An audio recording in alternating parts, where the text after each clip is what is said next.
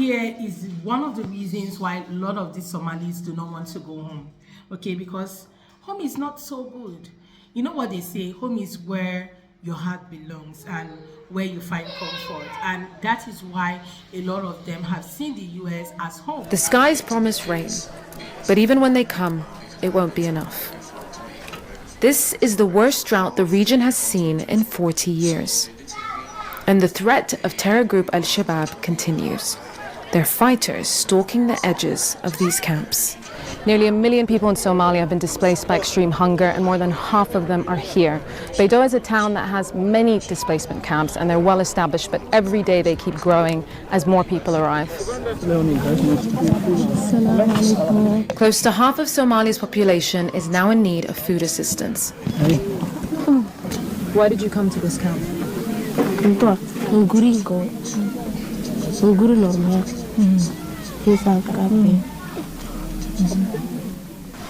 Baidoa has become the epicenter of a looming famine, the human cost of climate change, and it's young children who are suffering the most.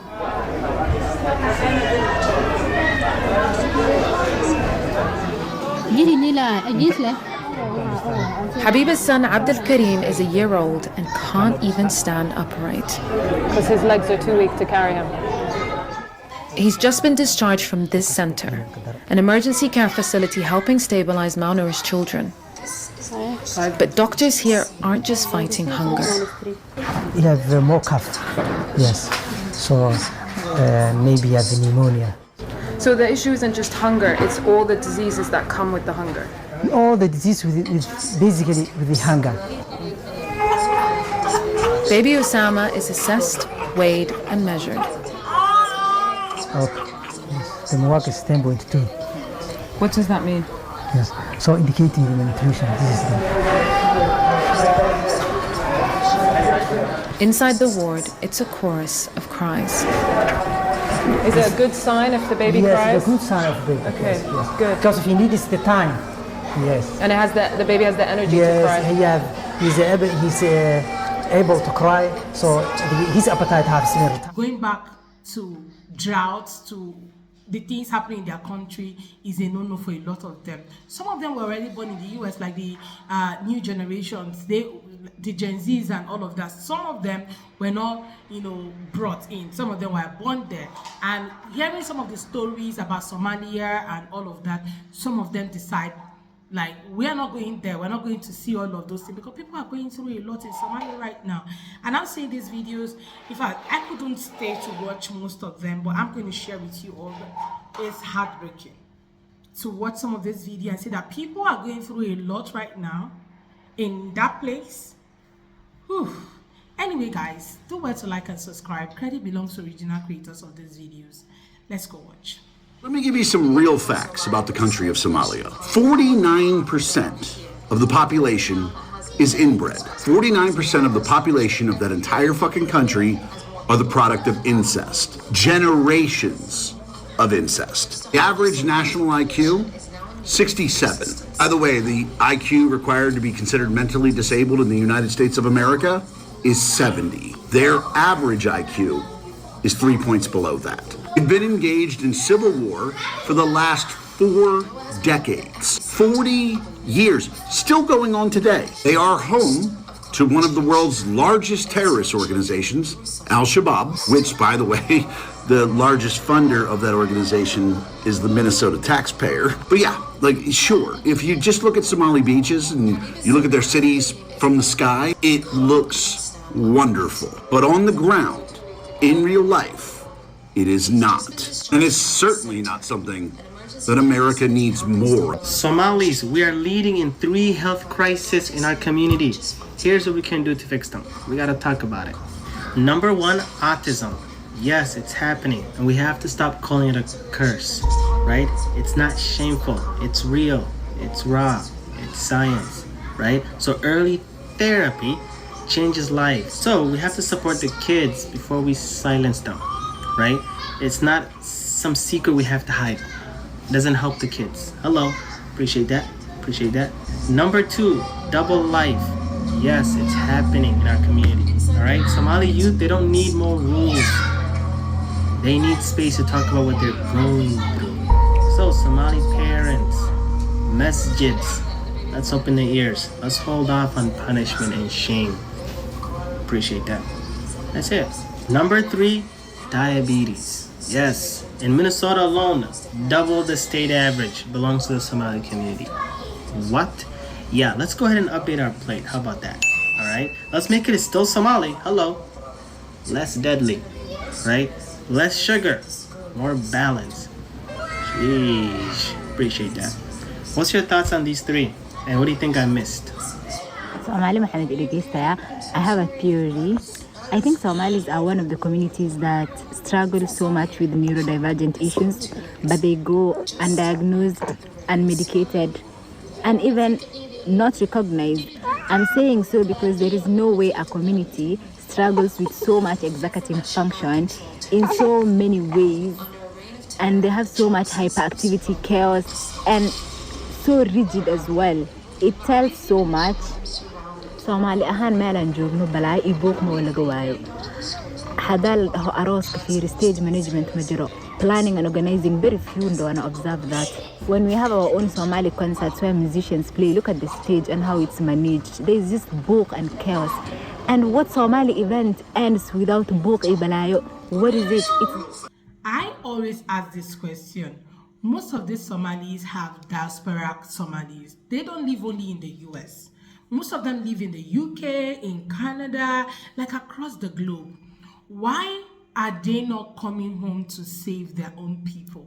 Because when God gives you a seed that have grown to fruits, what you have to do is to let it, spread, right?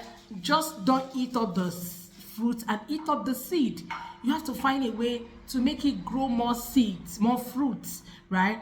And some of these people leave their country forgetting everything that has to do with home, instead of going back to really help their own people. So sometimes when you're applying for a scholarship abroad, most of the questions they ask you is, why do you want this scholarship? And sometimes people tell you, it's not only scholarship, when you're going to school abroad, they ask you, oh, okay, what's the plan? What's the future plan? Because you're going to write all of this in like an essay or something. And some people will tell you, oh, we just want to go to the US, study, and then we'll go back home to go help our community or our farming community and all of that. But some of these people go, get all of this education, Western education, get money, and forget home. I'm not saying go back and sit there in Somalia.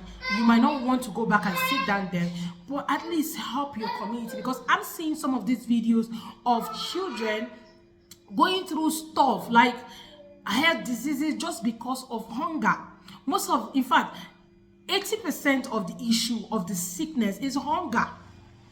It's malnutrition, because that doctor was like, it's literally malnutrition. People are hungry, and they're giving so much job to these doctors because they don't have enough food to give to these children as well.